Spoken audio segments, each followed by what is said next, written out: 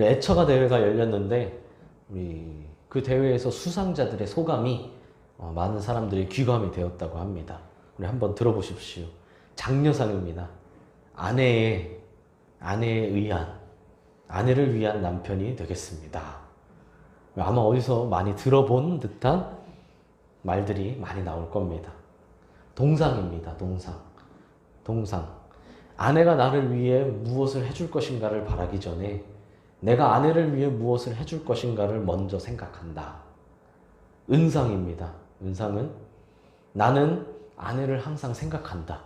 고로 존재한다. 금상, 나는 아내를 위한 역사적 사명을 띠고 이 땅에 태어났다. 이거는 웃으시는 분들은 이거는 좀 연세가 있으시다는 이야기입니다. 네. 잘 이해가 안 되시죠? 젊으신 분들은. 네. 특별상도 있습니다. 특별상은 니들이 아내를 알아?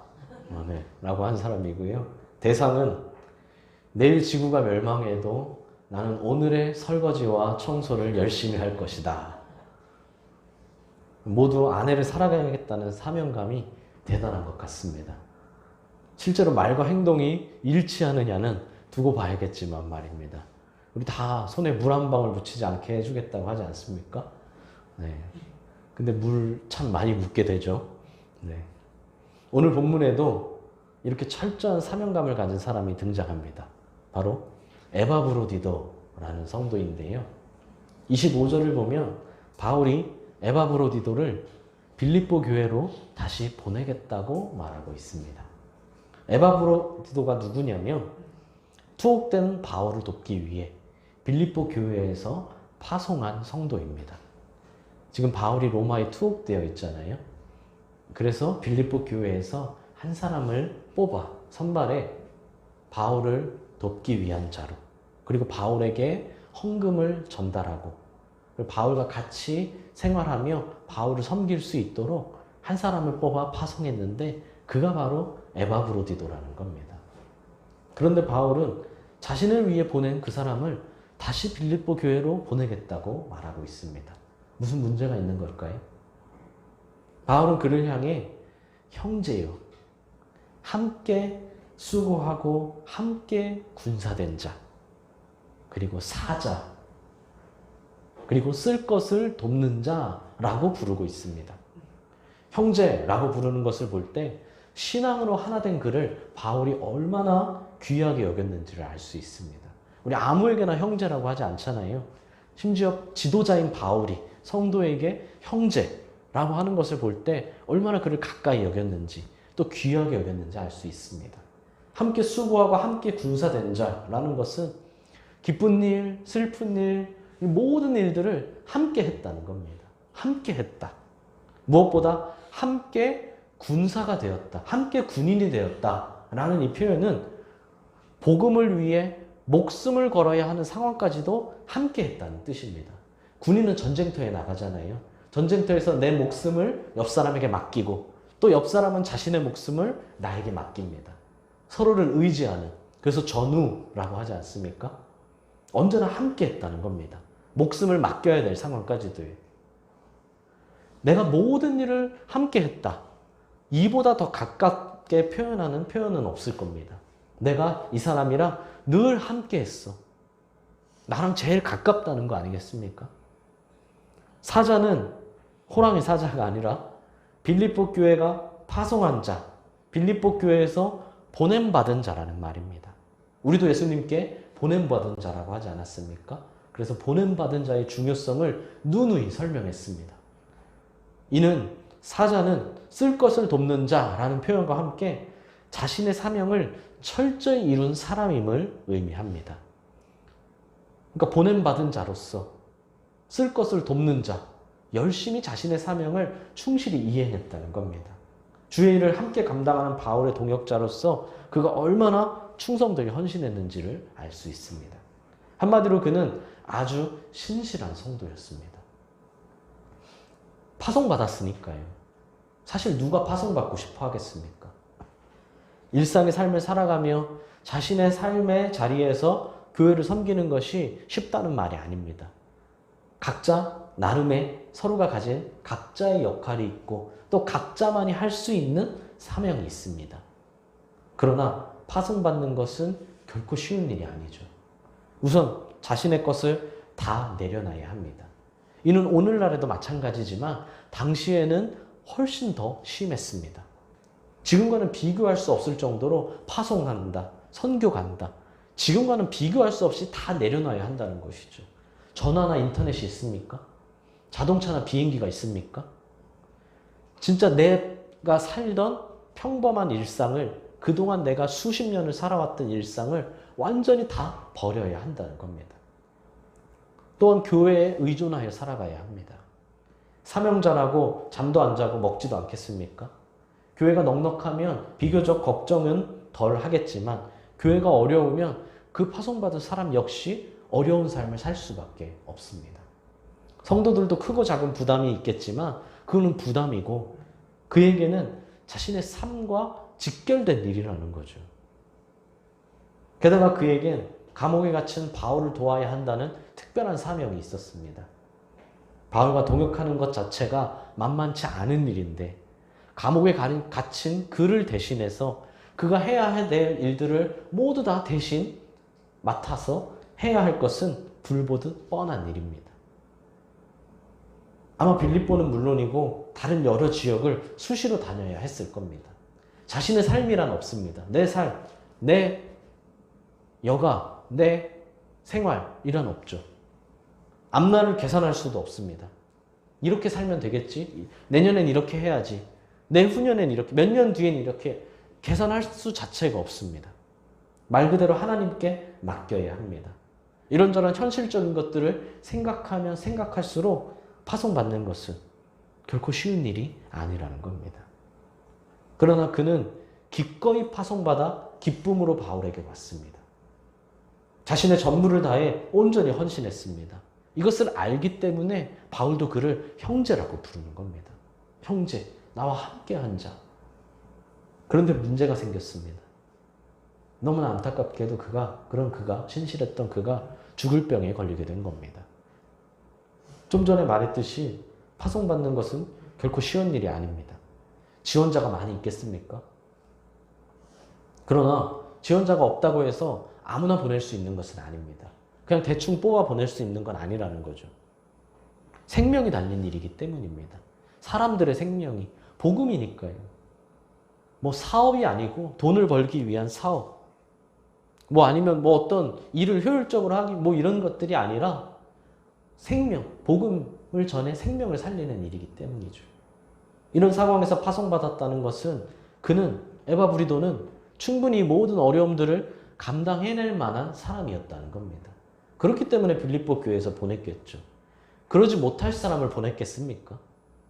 충분히 감당할 만한 사람이었기 때문에 보냈다는 겁니다. 이는 그가 신실한 믿음을 가졌다는 것은 두말할 필요 없는 것이고 그의 육체 역시 건강했기에 그를 보낼 수 있었다는 겁니다. 당장 아파서 오늘 내일 늘 툭하면 병원에 가는 사람을, 아픈 사람을 보낼 수는 없잖아요. 그런데 그런 에바브리도가 큰 근심 속에 있다고 합니다. 죽을 병에 걸렸기 때문인가요? 아닙니다. 자신이 죽을 병에 걸렸다는 소식이 빌립보 성도들에게 전해졌기 때문입니다. 자신도 빌립보 교회를, 성도들을 사랑했지만 빌립보 성도들도 자신을 사랑했습니다. 그런데 그가 조금 아픈 것도 아니고 잠깐 아픈 것도 아니고 죽을 병에 걸렸다니 어찌 슬퍼하지 않을 수가 있겠습니까? 정리하면 그는 자기가 죽을 병에 걸려서 슬퍼한 것이 아닙니다. 그의 근심은 자신에 대해 자신을 걱정하고 자신의 일 때문에 슬퍼하고 있을 빌립보 성도들로 인한 것이었습니다. 이렇게 그는 언제나 자신보다 교회를, 자신보다 성도를 먼저 생각하는 신실한 그리스도인이었다는 겁니다. 상황 자체는 너무나 안타깝지만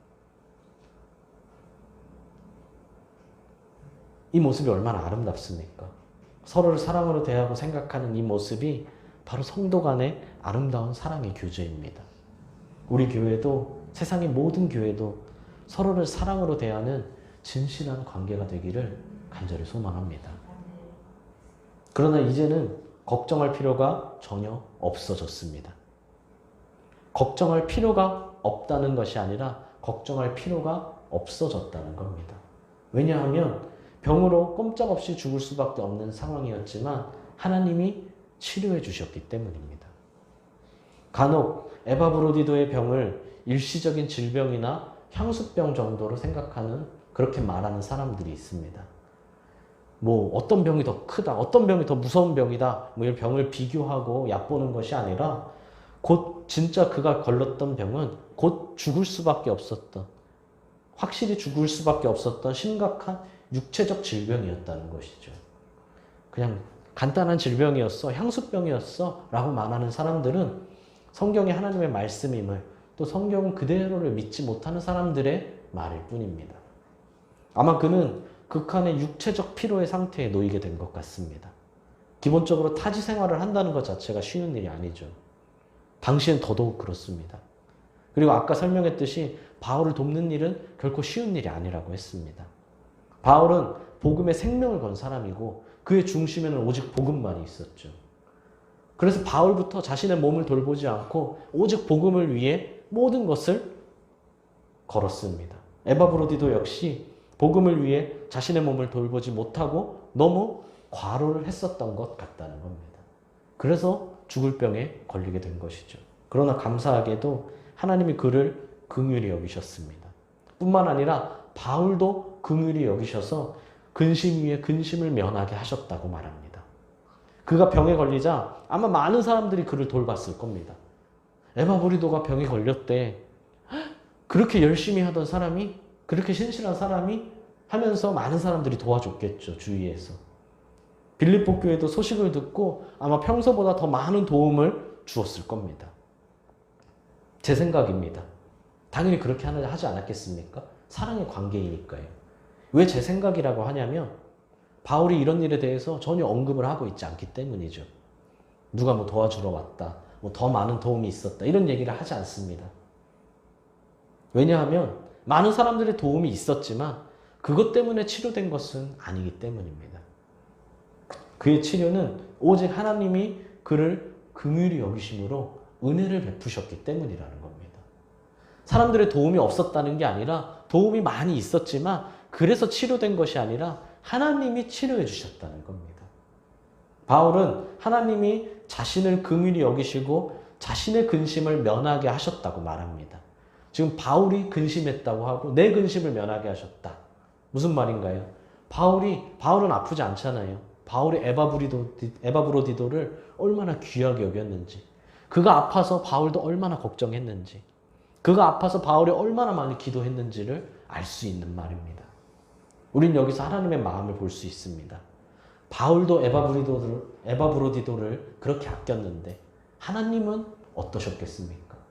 하나님이 우리를 얼마나 아끼시는지, 얼마나 사랑하시는지를 이 말씀을 통해 깨달을 수 있어야 합니다. 그런데 죄 가운데 있을 수 있겠습니까? 언제까지 여러 가지 이유를 대며 방황만 할 수 있겠습니까? 하나님의 자녀답게 살고 사랑받는 자녀답게 살아야 한다는 겁니다. 옆 사람에게 말해 주십시오. 주님이 우리를 사랑하십니다. 한 번 더 말씀해 주십시오. 주님이 우리를 기다리십니다. 우리가 여기서 하나 더 생각해 볼 것은 무엇이 하나님의 사랑이냐는 겁니다.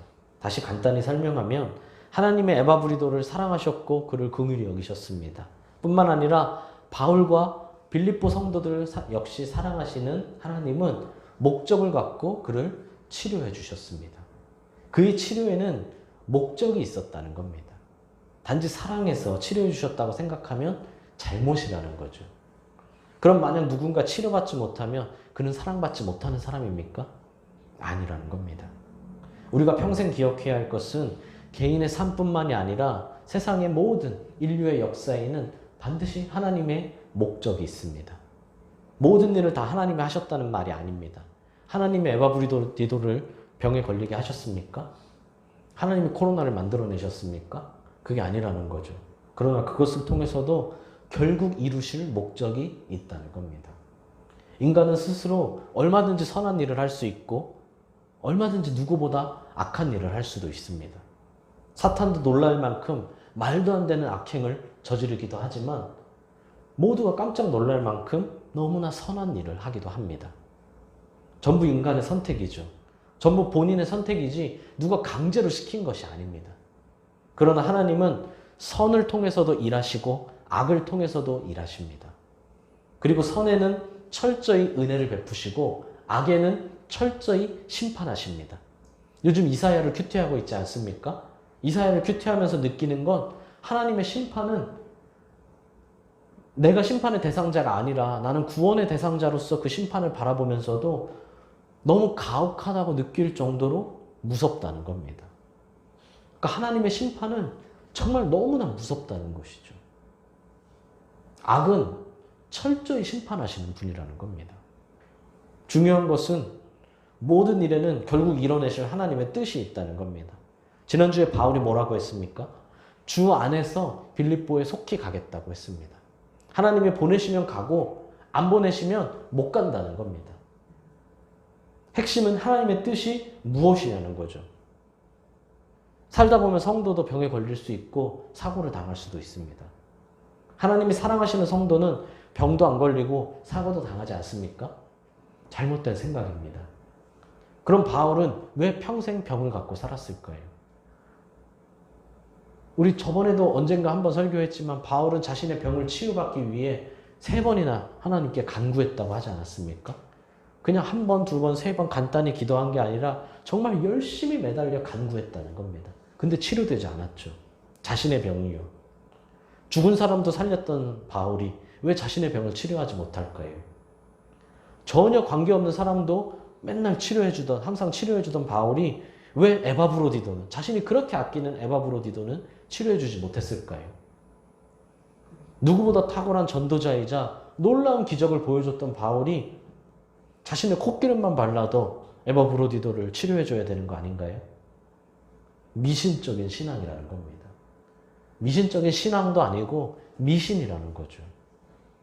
바울은 평생 지병을 갖고 살았습니다. 그래서 설교하다가도 쓰러질 정도로 툭하면 발작을 했었죠. 근데 그러면서도 당장 죽을 맹독을 먹었어도 죽지 않고 몸이 멀쩡했습니다. 평생 질병을 갖고 있으면서도 어떤 때는 맹독을 먹고도 죽지 않았다는 겁니다. 무슨 말인가요? 하나님께 사랑받는 성도라도 병에 걸릴 수도 있고 치료되지 않을 수도 있고 치료될 수도 있습니다. 중요한 것은 무엇이라고 했습니까? 하나님의 뜻, 하나님의 목적이라는 겁니다. 바울이 기적을 행하는 것이 아니라는 겁니다. 필요하면 하나님은 바울을 통해 얼마든지 기적을 보여주실 겁니다.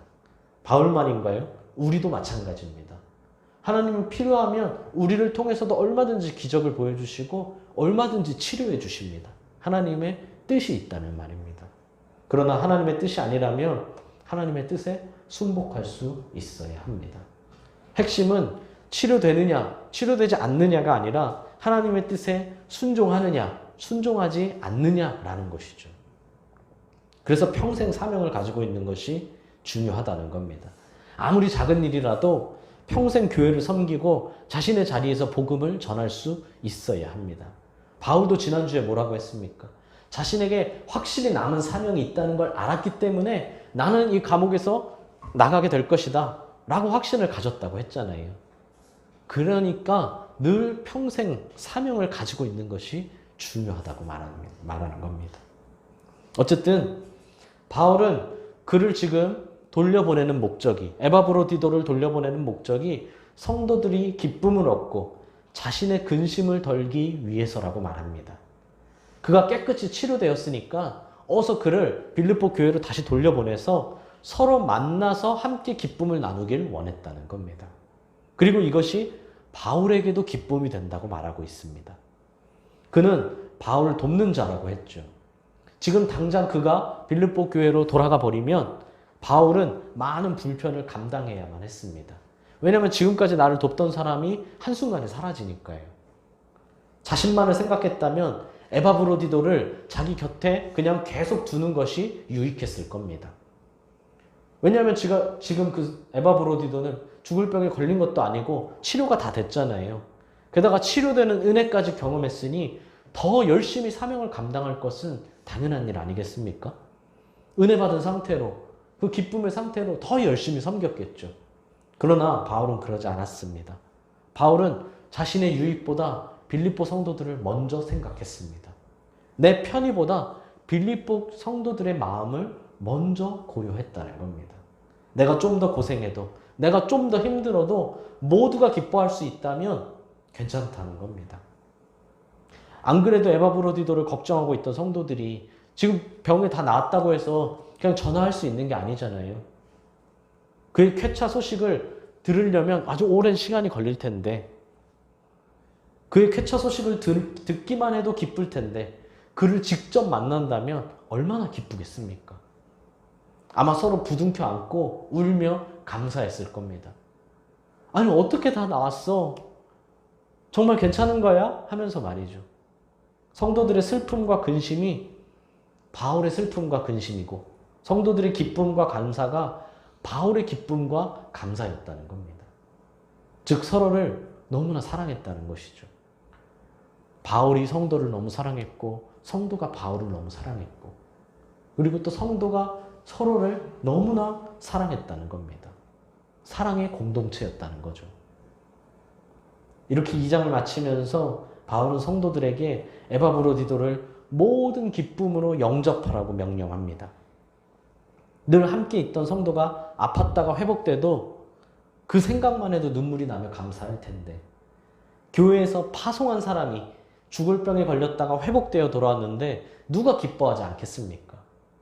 또한 에바브로디도와 같은 자들을 존귀하게 여기라고 명령을 합니다. 그러니까 기쁨으로 영접해라.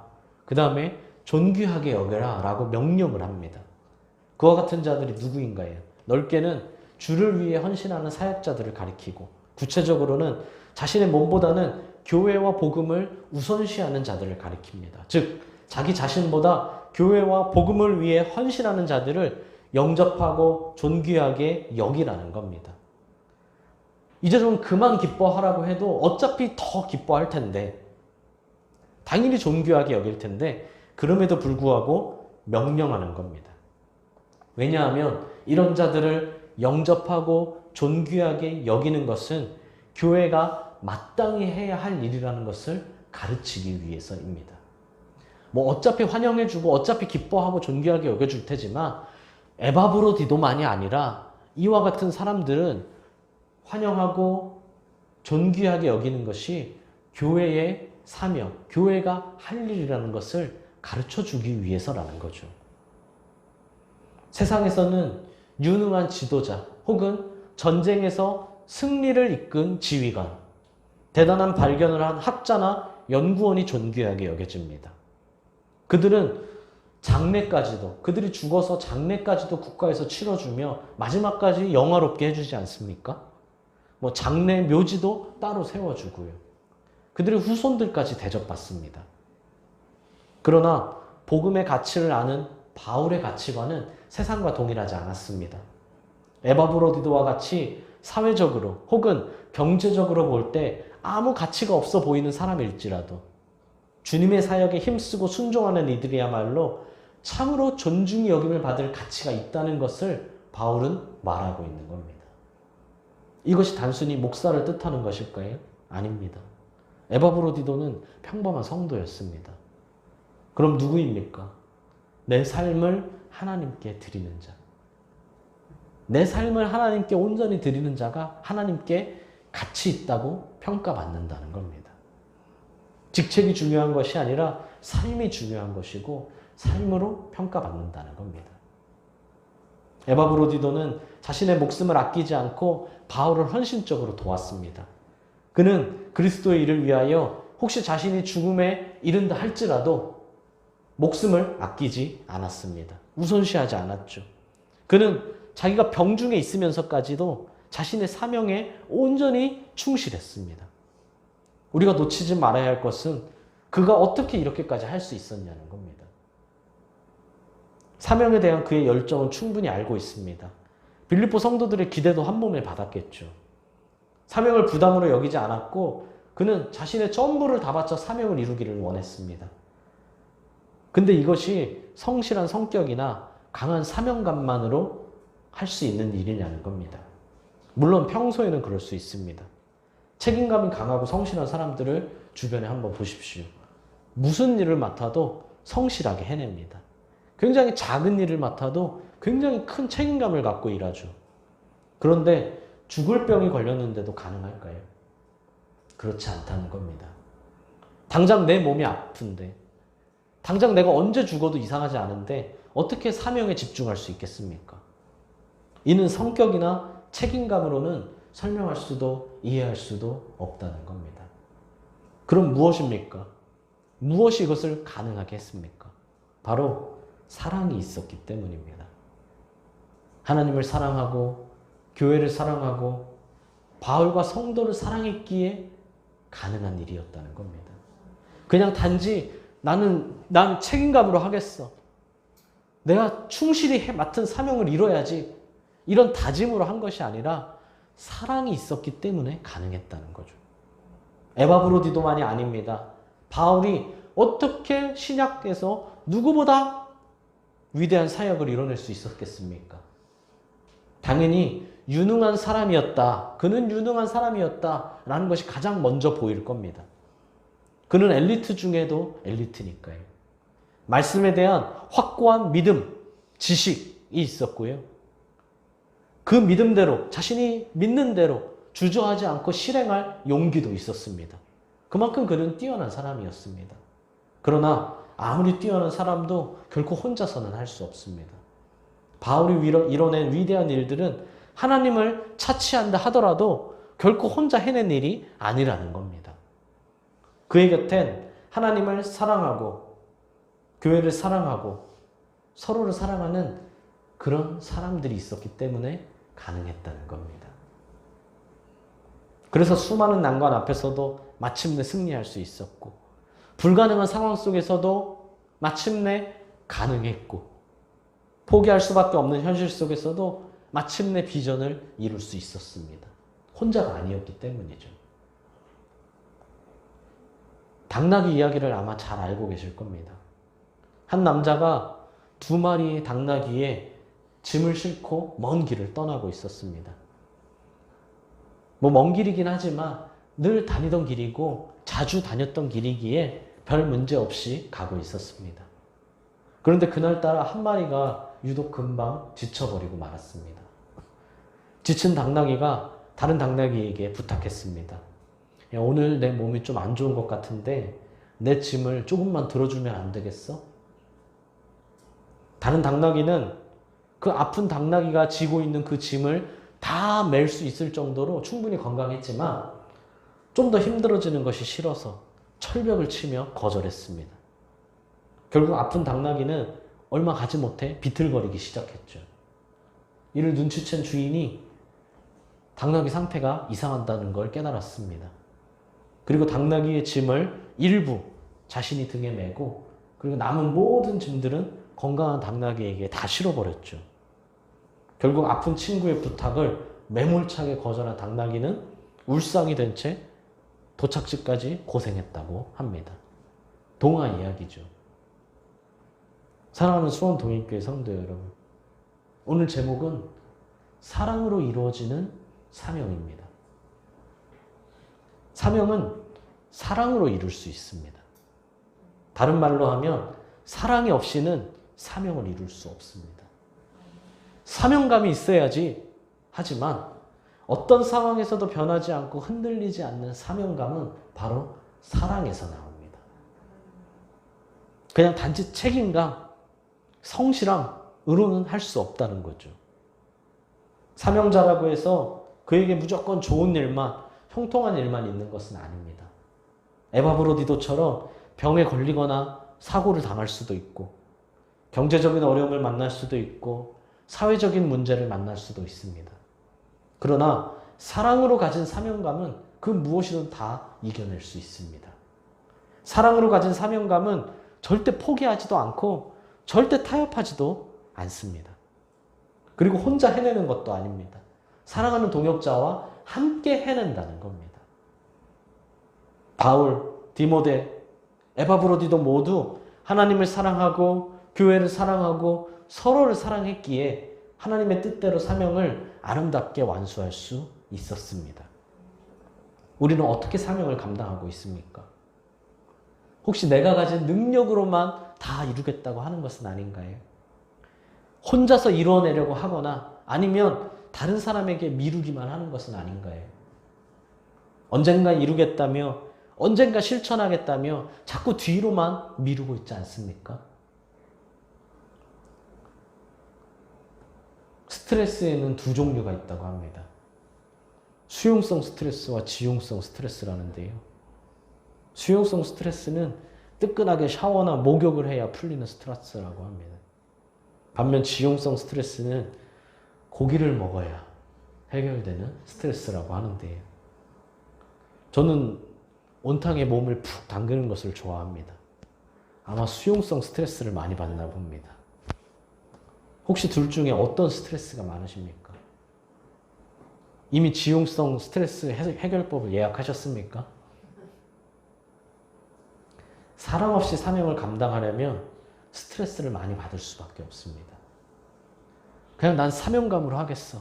난 내 책임이니까. 내 책임이잖아. 내가 해야 될 일이잖아. 하고 이런 책임감, 사명감으로만 하면 스트레스를 받을 수밖에 없죠. 내 개인 회사 일을 말하는 것이, 내 직장 일, 뭐 학교 일 이런 것들을 말하는 것이 아니라 사명, 교회 일을 할 때에도 마찬가지입니다. 교회 일이라고 다 마냥 즐겁고 편하고 행복한 일들만 있는 것은 아니잖아요. 사명을 이루다 보면 분명히 어려운 일들을 만납니다. 근데 이걸 단지 사명감, 책임감만으로는 할 수 없다는 겁니다. 그러나 사랑으로 사명을 감당하면 스트레스가 아닌 기쁨이 넘쳐나게 될 것입니다. 스트레스를 많이 받는 것이 아니라 기쁨을 많이 얻게 된다는 겁니다. 사랑으로 사명을 감당할 때 갈수록 큰 기쁨, 갈수록 큰 은혜, 갈수록 큰 행복이 우리를 기다리고 있다는 겁니다. 어떤 고난과 문제도, 어떤 걱정과 염려도, 어떤 질병과 사고도 마침내 다 이겨낼 수 있습니다. 그리고 그런 우리를 주님이 영접해 주시고, 기쁨으로 영접해 주시고, 우리를 존귀하게 여겨 주실 겁니다. 사랑으로 사명을 이룰 때 말입니다. 사랑하는 수원동행교회 성도 여러분, 오늘 나와 우리에게 주어진 사명은 무엇입니까? 사명을 가지시길 바랍니다. 그리고 그 사명을 사랑으로 이루시길 바랍니다. 주님께 영접받고 주님께 존귀하게 여겨지는 우리 모두가 될 줄 믿습니다. 그러므로 오늘부터는 달라지십시오. 무슨 일을 하든 사랑으로 하십시오. 하나님을 사랑하는 일로, 교회를 사랑하는 마음으로, 서로를 사랑하는 마음으로, 교회 청소를 하든 아니면 교회에 함께 모여 교제를 하든 무엇을 하든 예배를 하든 찬양을 하든 기도를 하든 헌금을 하든 무엇을 하든 사랑으로 하시길 바랍니다. 하나님을 사랑하는 마음으로 할 때 스트레스가 아니라 기쁨이 될 것이고요. 교회를 사랑하고 성도를 사랑하는 마음으로 할 때 부담이 아니라 즐거움이 될 것입니다. 그때 하나님이 우리를 통하여 하나님의 계획을, 하나님의 뜻을 이루실 줄 믿습니다. 필요한 것들을 채워주시고 에바브로디도처럼 치료해 주실 줄 믿습니다. 주님께 기쁨으로 영접받고 주님께 존귀하게 여겨지는 그런 우리 모든 성도님들이 되시기를 간절히 소망합니다.